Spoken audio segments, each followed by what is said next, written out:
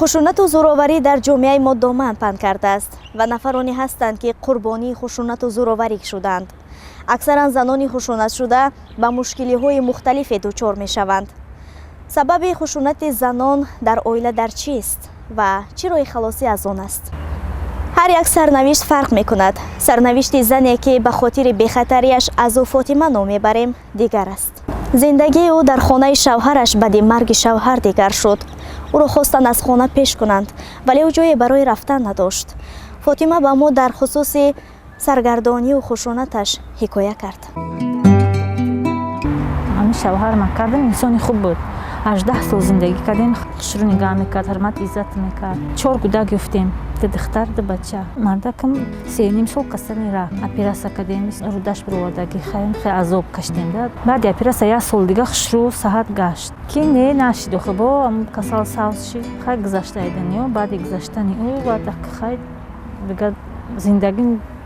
چپا و راسته شد بگیم ده. به حد وزنیم بود. خیال کردم که در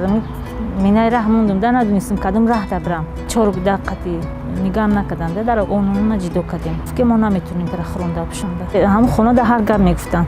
هیوارم خیسنگلم اشکال از جنگ اول یک گو ای خونه من داشتم راست که یک گوسالچم دو دادن هم گوسالچه کلون شد خیلی گوساله کرد با وای اول گفتن که همون را برو رایم خونه و گفتم من خودم علف میگیرم برایم کودکان بیست یک مثال کلون میشن یا جو داخل میفروشم یا استفاده میبرم نه گفتن بگی برایم گو اینجا خیلی علام کد گیره که رفتم گفتم چکنی می 18 سال من در اینجا خدمت کردم ایروز نخسر دارم نخشت من خیلی کردم خیلی گوه گرفتیم رفتیم که نه بعد جنگ سرش دکیش قلب که ختم ببرو براده ببرو برا خونه و چند برا 4 دقیقه ببرو برا خونه صاحبات همین زنکو را شورشون که مردن صاحباشون میگیرن نگهش میکنن همین عذابمون بگن 3 سال قریب 4 سال دوام کرد 4 سال حالی میبرمدم هر گام میگفتن تانا میکردن توبه میکردن قیسنگلو میمدن خیلی میگفتن که صاحبدار آدم باید بروه نبسته روزی که ویا میمدن حالی هم برمدن نمیتونستم میبرمدم خیلی تانا و کنایه و خیلی میگفتن نمیره میگشتم حالی ده میگفتن که این در دنیای روشانی گرده و اکای ما دفتای خوک خنک خیلی چی کنم کی را میفوره که خونم ویرون شوه کی را میفوره که بختم ای دست بروه چند بروها خود ما گفتم میرم ای دسته همیرو لای دایرو ده میرم خود ما او میکنم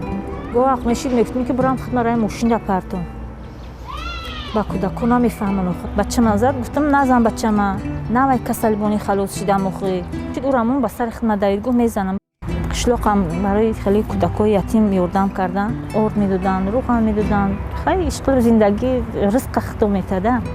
جماعت در راست دیگه رفتیم گریه کردم گفتم که همین کودکای یتیم همینجا حق دارن همین خونه پدرشون یا نداشته باشن بگیرم شون برم کشانیان رفتم چیش میگن حکومت اونجا رفتم چند بار مراجعت کردم با اومدن دیدن شرایط من خیلی فهموندنش که مثال زند 4 تا کودک داره حق داره بعد پیش پای سیورا رفتم خیلی مصلحت گفت هیچ جا نرو گوی خونه ده بشی شکر خیلی حوزه جنگ و جنجال چی شده حوزه سازه که بگم ده دیگه نمیتونن سر کده هیچی نمیگن در مکتب فروش کار برمدم 460 اویلیگ میگیرم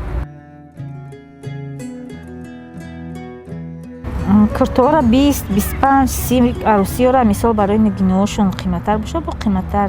تو 40 50 سوم میدوزیم قشلوق ده خیلی ارزان‌تره این دوزندگی اول میدوختم قایق آدمو ده نمیدوختم فقط خودم ده میدوختم بعد زندگی مجبورم کرد دیگه آدمو ده گرفتم زکاس گرفتم دوختم سالی مردکم نودوده بود خداییش که دختر کلانی ما اسقلوش اومدن خیلی گفتم دختر به پدر نگاه کنیش آسونه نه باید دخترچه دیگری ماست توی کردم خودم ایست قوقات بازی کردم که بچه‌ها مکتب اینترنت تغییر کنم برای گفتم جمعی گردن بیفایده مثلا گوش نمیکنن و در بخونن یا چی بخچونا بشون سوادشون هم سوزم میرم معلمای مربیشون تعریف میکنن حوزه خدا را شکر خیلی تنج میکنم